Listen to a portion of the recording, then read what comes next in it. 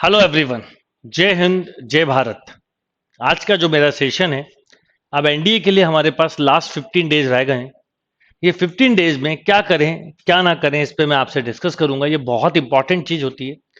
अगर आप एक अच्छा रिजल्ट देना चाहते हैं तो लास्ट 15 डेज कुछ इंपॉर्टेंट बातें ध्यान रखिए।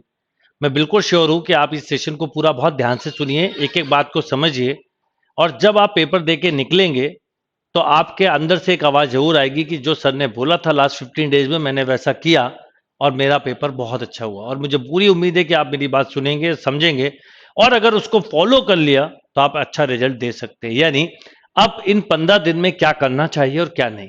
तो क्या नहीं करना चाहिए, तो उसमें नंबर वन थिंकिंग कि हम अपने नए पोर्शन को पढ़ना बंद कर दें, इमीडिएटली स्टॉप कर दें। यानी अब हमें कुछ नया नहीं पढ़ना है, जो पढ़ा हुआ है उसको रिवाइज करना। पर कैसे, वो बताता हूं। एक चीज, सेकंड थॉट, क्या ना सोचें कि मेरा होगा कि नहीं। ये सोचना आपका काम नहीं है, आपका काम है अपना बेस्ट देना।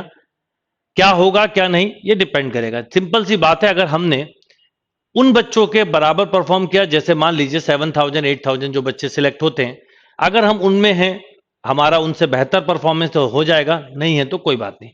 बट होगा कि नहीं ये ना सोचें। नंबर थर्ड, भले ही लास्ट अटेम्प्ट हो, भले ही फर्स्ट अटेम्प्ट हो, भले ही कोई भी सेकंड लास्ट हो, कोई थॉट प्रोसेस के साथ ना जाए। लास्ट अटेम्प्ट वाले बच्चों को स्पेशली बोलूंगा कि ये सोच के बिल्कुल ना जाएं लास्ट अटेम्प्ट है क्या होगा। क्योंकि एनडीए के साथ या डिफेंस के साथ अच्छी बात है कि अगर किसी का सपना डिफेंस में जाना है तो उसे कोई नहीं रोक सकता। बहुत रास्ते हैं, वो सब हम बाद में बात करेंगे। अभी तो मैं बोलूंगा चाहे लास्ट अटेम्प्ट है, बिल्कुल ये थॉट ना लाएं कि लास्ट अटेम्प्ट है क्या होगा। और जिनका सेकंड लास्ट थर्ड या फोर्थ अटेम्प्ट अभी बचे हैं, वो ये ना सोचें कि अभी मेरे पास बहुत अटेम्प्ट है, नहीं होगा तो क्या होगा। आप अपना पेपर बहुत ईमानदारी से देने की कोशिश करें। क्योंकि अगर आपने कुछ बातों को मान लिया, कुछ बातों को मेरी समझ लिया, तो मैं बिल्कुल श्योर हूं कि आप जब पेपर दे के निकलेंगे तो एक अच्छे रिजल्ट के साथ निकलेंगे। कुछ इंपॉर्टेंट बातें हैं जिन पे आपको वर्क करना है। तो ये तीन चार बातें हैं। स्ट्रेस बिल्कुल ना लें, क्योंकि स्ट्रेस ही पेपर बिगाड़ देता है। मैं आपको बता दूं, मैं हर साल देखता हूं, और ऐसा और भी बच्चों के साथ होता होगा, पर इम्पीटर से जुड़े हुए जो ऑनलाइन वाले बच्चे हैं, क्लासरूम वाले बच्चे हैं, कई बार मैं हमेशा बोलता हूं पेपर के एक दिन पहले, जैसे इस बार 14 तारीख को अगर पेपर है, तो इसका मतलब 13 तारीख को आपको रेस्ट करना है और 13 तारीख की नाइट में बहुत अच्छी नींद लेना है। पर कई बच्चे प्रेशर के वजह से या क्या होगा क्या नहीं होगा इस चक्कर में गड़बड़ कर देते हैं। ऐसे मैं हर साल एग्जाम्पल देखता हूं, और आप में से भी जो सेशन सुन रहे हैं, हो सकता है किसी के साथ ये हो चुका हो, या हो सकता हो जाए अगर मेरी बात नहीं मानो। एक अच्छी नींद की बहुत जरूरत होती है, बिकॉज आपको दो पेपर देने, पहले मैथ्स का और उसके इमीडिएटली 1.5 घंटे बाद जीएटी का। आपकी इसमें परफॉर्मेंस आ ही नहीं सकती अगर आपने एक अच्छी नींद नहीं ली, एक अच्छा फ्रेशनेस नहीं लिया। 13 तारीख को रेस्ट क्यों बोलता हूं, कई लोग सोचते हैं कि सर अब 13 को आखिरी दिन पढ़ लेंगे तो बहुत फायदा होगा। फायदा कम, नुकसान ज्यादा होगा। क्योंकि लास्ट डे जो पढ़ोगे वही चीजें रिकॉल जल्दी होंगी, पर बचा हुआ पोर्शन रिकॉल करने में टाइम बढ़ जाएगा। तो इसलिए आप इस बातों को ध्यान रखें। तो अच्छी नींद, अच्छा रेस्ट का जरूरत है। बट ये जो बचे हुए दिन हैं, यानी 31 अक्टूबर से लेके और 12 अक्टूबर नवंबर तक हम क्या करें ये बात करते हैं। तो पहले तो न्यू स्टॉप, मतलब नया कुछ भी नहीं पढ़ना है, ये आपने स्टॉप कर दिया। दूसरा, एनडीए का पेपर क्वालिफाई करना उनके लिए बहुत आसान है जो कि एक स्मार्ट स्किल, आईक्यू, इन सबको यूज करते हैं। भले ही आपका सिलेबस का कुछ परसेंटेज नहीं हुआ, फॉरगेट, भूल जाइए, उसकी चिंता मत करिए। उसकी चिंता में जो आता है वो भी चला जाएगा। तो इन, भले ही आपको 10%, 20%, 30%, 40% भी अगर आपका सिलेबस बचा है, देन स्टॉप, इमीडिएटली स्टॉप, कोई बात नहीं। क्योंकि समझिए कि जब हम बात करते हैं एनडीए की, तो एनडीए के पैटर्न को अगर थोड़ा सा हम समझें, तो एनडीए का पैटर्न ये कहता है कि 300 मैथ्स, देखिए दो चीजें हैं, आपको पता है सब। ये बात फिर भी इसलिए बता रहा हूं कि मैंने देखा, जब मैं सेशन लेता हूं, कई बच्चे इसको बहुत ध्यान से समझते हैं और फिर उसको अप्लाई करते हैं। कि मैथ्स के आपको पता है 300 और जीएटी के 600 मार्क्स हैं। अगर हम प्रीवियस कट ऑफ को देखें तो 360 प्लस या 370 पे अब, क्योंकि कट ऑफ हाई होता जा रहा है, कंपटीशन बढ़ गया है, एजुकेशन, डिजिटल एजुकेशन बढ़ने से अवेयरनेस बढ़ गई है, जेई वाला बच्चा भी देने लगा, तो ये मान लें। पर मैं तो आपको इससे भी ऊपर बोलूंगा कि अगर हम ये सोचें कि इसमें 50% और इसमें भी 50% कर लें, तो इसका 150 और इसका 300 मिला के होता है 450। यानी अगर कोई बच्चा 50% सिलेबस भी सॉलिडली कर आया तो वो सिलेक्ट हो सकता है। बस शर्त है उसे पता होना चाहिए कि 50% क्या क्या करना है और 50% में क्या नहीं करना है। यानी आपको इस पूरे पेपर में 1:1 के रेशियो को फॉलो कर दें तो भी आप सिलेक्ट हो सकते हैं। एक अटेम्प्ट एक छोड़ना, एक अटेम्प्ट एक छोड़ना, नो प्रॉब्लम। बट समझना है कि क्या इंपॉर्टेंट चीजें। तो अब आप अगले 15 दिन के लिए सारी चिंताएं छोड़ दें। आप एक ही चीज को याद रखें कि मैं पेपर में अपना बेस्ट दे के आऊंगा, रिजल्ट जो भी होगा देखा जाएगा। सिलेक्शन होगा कि नहीं भूल जाइए, फॉरगेट। कुछ सिलेबस बचा है भूल जाइए, नया पढ़ना है भूल जाइए। इन सब बातों को ध्यान रखिए। अब क्या करना है सुनिए। करना यह है कि अगले कुछ दिनों में मैं मैथ्स और जीएटी दोनों के लिए बताऊंगा। सबसे पहले आप 2017 के दोनों पेपर, 2018 के दोनों पेपर, 2019 के दोनों पेपर, 2020 का एक पेपर और 2021 का एक पेपर जो हो चुका है, ऐसे 8 पेपर्स को निकाल लीजिए, भले ही कर चुके हैं तो भी। और इन पेपर को आपको फिर से सॉल्व करना है, यानी इन बचे हुए दिनों में इन पेपर को करना है। पर कैसे? जैसे कि मैं मैथ्स के अगर मेजर टॉपिक की बात करूं तो नंबर 1 होता है एलजेब्रा। एलजेब्रा के बात करूं तो ट्रिग्नोमेट्री,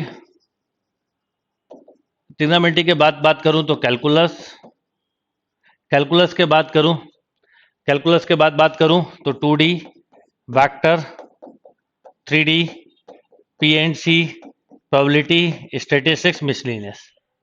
मान लीजिए कि आपने एलजेब्रा पढ़ा हुआ है। अब एलजेब्रा में आपने set, complex number, binomial theorem, progression, determinant, matrix, जो भी टॉपिक्स पढ़े उनका ब्लैंक पेज पे फॉर्मूला लिखिए। और जैसे सेट पढ़ा है, complex number, binomial theorem, progression, इन सब टॉपिक को पढ़ा हुआ है।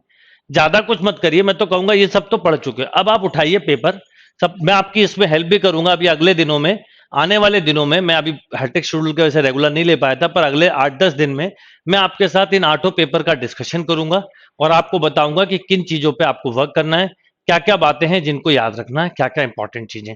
तो नंबर 1 कि आप इन पूरी मैथ्स में जितना टॉपिक पढ़ चुके हैं उतने टॉपिक के क्वेश्चन करिए और ये चेक करिए कि आप किसमें टाइम कम ले रहे हैं और किसमें मीडियम लेवल का टाइम लगता है और किसमें आपको ज्यादा टाइम लगता है।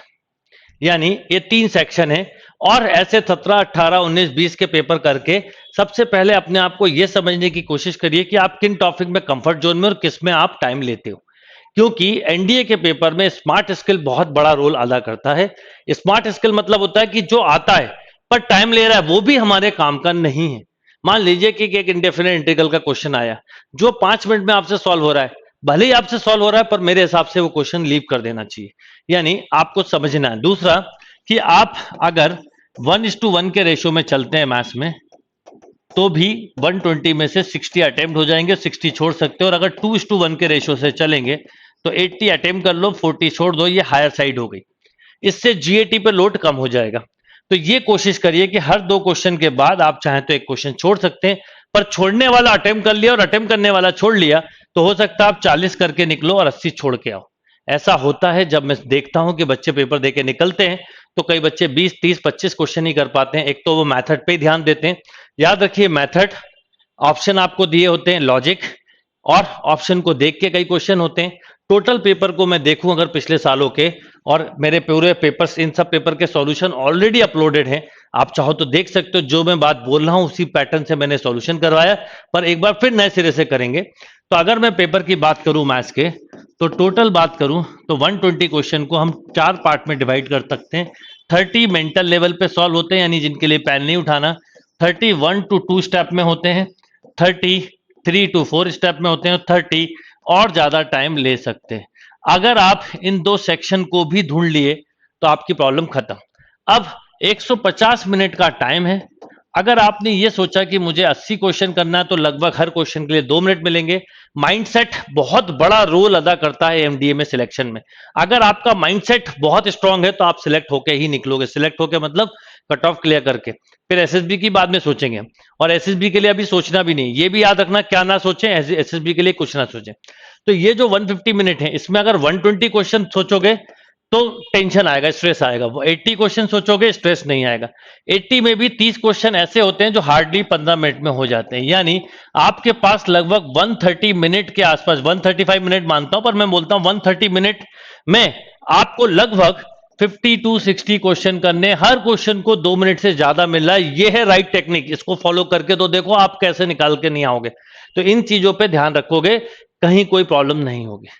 बट जो सबसे ज्यादा टाइम लेते हैं, अगर वो सिलेक्ट हो गए तो गड़बड़ होगी। यानी ये 3 सेक्शन को आप छू सकते हैं, पर पहले सेक्शन में ये अटेम्प्ट करने के साथ साथ पूरे पेपर का असेसमेंट करो। दूसरी बात, नॉर्मली अभी पिछले कुछ समय से पेपर बहुत ही इजी आ रहा है, ड्यू टू कोविड भी स्कूल कॉलेजेस खुले नहीं, इसलिए भी हो सकता है इस बार भी वैसे ही आए। पर मान लीजिए थोड़ी देर के लिए कि 2016 जैसा थोड़ा लेंदी आ गया, तो उसका कट ऑफ भी आपको पता है 225 गया था, जिसमें मैथ्स में केवल 25% में बच्चा सिलेक्ट हो गया। तो आप डरिए मत, पेपर टफ है तो कम अटेम्प्ट करिए, पर गैसिंग मत करिए। बिल्कुल मत सोचिए कि मैं कम अटेम्प्ट कर रहा हूं, मेरा क्या होगा। आपको जो आता है वही करिएगा, जो नहीं आता छोड़ दीजिएगा।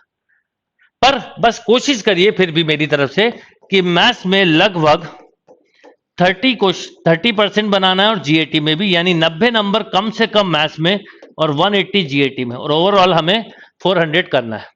तो अगर आपने मैथ्स में स्कोर बढ़ा लिया तो जीएटी का लोड कम होता है, मैथ्स के स्कोर कम होने पे जीएटी बढ़ाना पड़ता है, क्योंकि हमें ओवरऑल तो 400 के आसपास पहुंचाना है। धीरे धीरे कंपटीशन बढ़ रहा है, इसलिए इस बात को ध्यान रखें। तो ये चीज याद रखिए। तो आप थोड़ा सा असेस करिए कि मैथ्स में किन टॉपिक में आप कंफर्ट जोन में हो, कौन सा टॉपिक टाइम लेता है। जो टाइम लेता है उसको, उस क्वेश्चन को मत करो, जो कम टाइम लेता है वो करो। तो मैथ्स के लिए ये हो गया। अब जीएटी की बात करता हूं, और अभी मैं अगले वीक से जब आपके साथ मैथ्स पेपर्स के एनालिसिस पे आऊंगा तो और भी बहुत सारी चीजें आपको साथ में बताऊंगा। अब बात करते हैं जीएटी की।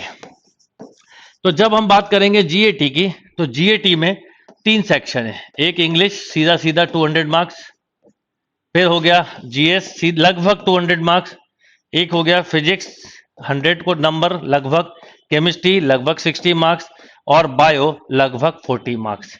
यानी ये 3 सेक्शन है। अगर हम इसमें 180 लाते हैं, यानी 200 भी लाते हैं तो भी दिक्कत नहीं। अगर 200 इसमें और मैथ्स में 180 लाएं तो भी हो जाता है, पर फिर भी कोशिश करिए 250 के आसपास इसमें स्कोर करने की कोशिश करिए। 300 करें तो और अच्छा है। अब मान लीजिए किसी का इंग्लिश वीक है, दूसरा सेक्शनल कट ऑफ नहीं होता, तो अगर आपका मान लीजिए कि थोड़ी देर के लिए इंग्लिश वीक है, लीव, आप जीएस और इसकी दम पे लाए, है ना। जीएस में अगर आप 100 भी स्कोर कर लेते हैं, और इन 200 में से 100 से 125, तो भी आप काफी अच्छा स्कोर कर सकते हैं। इंग्लिश स्ट्रांग है, जीएस वीक है, तो इंग्लिश कर लें। किसी का बायो वीक होता है, कोई भी सेक्शंस को कर लें अकॉर्डिंग टू क्या आपका लेवल, क्या आपकी नॉलेज क्या है। बस ये, इस पे कोई थंब रूल नहीं है कि ऐसा ही करना पड़ेगा, जो भी आप कर सकते हैं। तो ट्राई करिए कि लगभग इसमें भी 1:1 का फॉर्मूला फॉलो कर सकते हैं, यानी आप 300 मार्क्स भी लेके आते हैं तो भी 100% सेफ है। यानी सही टेक्निक आपको सिलेक्शन दिला सकती है, या आप सब समझदार हो। पेपर में ओवर स्ट्रेस लेना, ओवर थिंकिंग करना ही पेपर को बिगाड़ता है, और वो ओवर थिंकिंग, ओवर स्ट्रेस आपको अभी से कम करना है। और अगले कुछ दिनों में मेरे रेगुलर सेशन मिलेंगे डिफेंस वाले चैनल पे। मैं कोशिश करूंगा कि आपको जितना ज्यादा स्ट्रेस फ्री कर पाऊं वो करने की कोशिश करूंगा।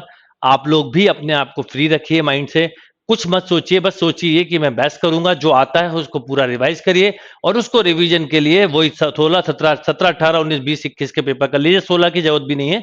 और ये 4-5 साल के पेपर मैथ्स और जीएटी में करके देखिए, आपको बिल्कुल अच्छे रिजल्ट मिलेंगे।